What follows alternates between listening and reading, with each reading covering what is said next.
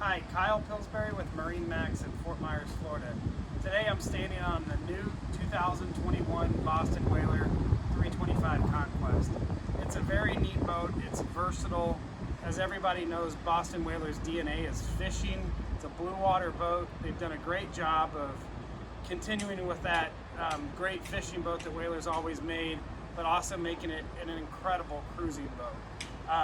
Great cockpit space. We've got versatile seating. Of course, this seat will fold up into the transom. We've got another seat that will fold out on the port side here. And then a table that fills in the middle. So it really makes this a great entertaining space. And with the addition of the reversible seat up towards the helm here, this makes another nice space. You've got a pull-out footrest for that as well. It'll easily convert to this other unique space on the port side, so we can fold this back. We've got a forward-facing companion seat that also will convert to make this into a dinette space. High-low table easily converts this into a nice space to have dinner or just sit and work on your laptop or whatever you'd like to do. This area is all climate controlled. The boat does have a generator, so when you're away from the dock, you can dial in the perfect temperature, whether it's heat or air conditioning. Up at the helm here, it's well appointed.